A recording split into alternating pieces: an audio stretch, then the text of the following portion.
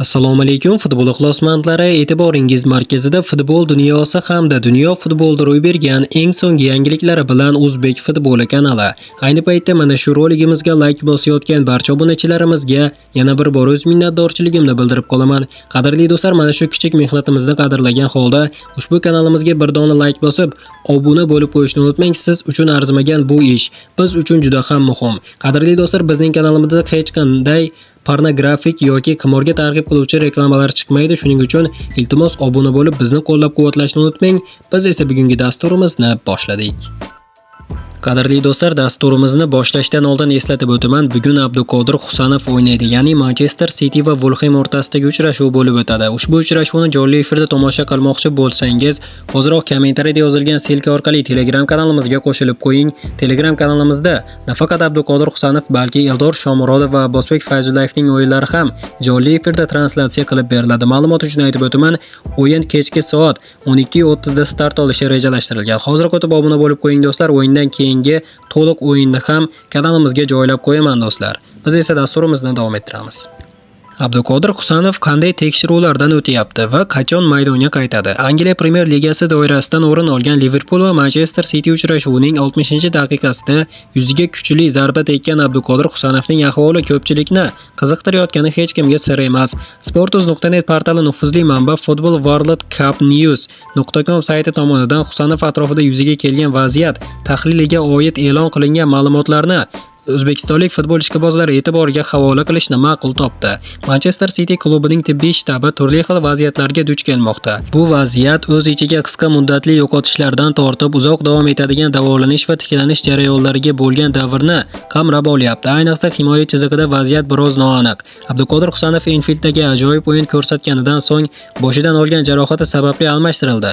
Klub miya chayqalishi bo'yicha qat'iy protokolga amal qilmoqda. Bu chora-tadbirlar o'yinchini kuzatish, kognitiv baholash va kontraktli mashg'ulotlarga qaytishdan oldin bosqichma-bosqich amalga oshiriladigan testlarni o'z ichiga oladi. Ta'kidlash joizki, yosh himoyachi Abduqodir Husanov bu mavsum jamoaning haqiqiy kashfiyotlaridan bo'ldi, ammo Enfield'dagi oxirgi uchrashuvda yuziga zarba olganidan keyin maydonni erta tark etishga majbur bo'ldi. Abduqodirning bu bahsdagi o'yini ham matbuot va mutaxassislar tomonidan yuqori baholandi, biroq futbolchining salomatligi uchun olingan zarbadan keyin miya chayqalishi qayd etilgan vaziyatlarda qo'llaniladigan protokolga amal qilish majburiy holat hisoblanadi. Ushbu protokol elita klublarda standart amaliyotga aylangan bo'lib, o'yinchining kognitiv xavfsizligini ta'minlash uchun aniq qadamlarni belgilab beradi. Dastlabki strategiya o'yinchini maydondan olib chiqish, maydon chetida darhol nevrologik tekshiruv o'tkazish, so'ng klinik kuzatuvni davom ettirishni o'z ichiga oladi. Tekshiruvlar neurokognitiv testlar, vestibulyar baholash va simptomlarning yo'qolishi monitoring qilishdan iborat. Asosiy maqsad o'yinchini faqat o'yin ko'rsatkichlari kutilgan darajaga qaytib, qoldiq simptomlar to'liq bartaraf ekanini, keyingina asta-sekin o'yinlarga qaytishini ta'minlashdir. Maydonda Husanov Premyer Liga sharoitlarida tez moslashishning ko'rsatib qo'ydi, ya'ni doimiy ravishda asosiy tarkibda maydonga tushib keldi va ishonchli o'yin namoyish etdi. U safdan chiqadigan bo'lsa, murabbiylar shtabi himoya chizig'ini qayta tashkil qilishga majbur bo'ladi. Hozircha Husanov 11-fevral kuni bo'ladigan Fulhamga qarshi o'yingacha maydonga qaytishi kutilmoqda. Biroq bu tibbiy protokollar bo'yicha o'tkazilayotgan muntazam test javoblari va o'yinchining tiklanish bo'yicha qo'llanilayotgan chora-tadbirlar natijasiga bog'liq bo'ladi. Bu boradagi amaliyot misollar shuni ko'rsatmoqdaki, yengil miya chayqalishida o'yinchi 6 bosqichdan o'tadi, jumladan kognitiv dam olish, yengil faoliyatga qaytish, kontaktsiz mashg'ulotlar, kontaktli mashg'ulotlar va o'yinga to'liq qaytish. Har bir bosqich simptomlarsiz kamida 24 soatdan 48 soatgacha davom etishi kerak. Bu jarayonda biriktirilgan mutaxassis har bir bosqichni tekshiradi va qaror qabul qilishdan oldin murabbiylar shtabi bilan maslahatlashadi. Xulosa o'rnida aytish lozimki, Husanovning tiklanish tarixi sport musobaqalarida ishtirok etish bilan tibbiy xavfsizlik o'rtasidagi muvozanatni yaqqol namoyon qiladi. Uning safga qaytishi tasodifiy jadvalda emas, balki qator qat'iy klinikalar tekshiruvlar natijasida bo'lishi talab etiladi, deb yozadi footballworldcupnews.com sayti eksperti Daniel Meres. Qadrli do'stlar, bugun hamyurtimiz Abduqodir Husanov katta ehtimol Manchester Cityga qarshi asosiy tarkibda bo'lishiga umid qilamiz. Nima bo'lganda ham hamyurtimiz Abduqodir Husanovni qo'llab-quvvatlagan holda kommentariyaga tushib, Olg'a O'zbekiston, Olg'a Abduqodir Husanov deb yozib qo'yishni unutmang do'stlar.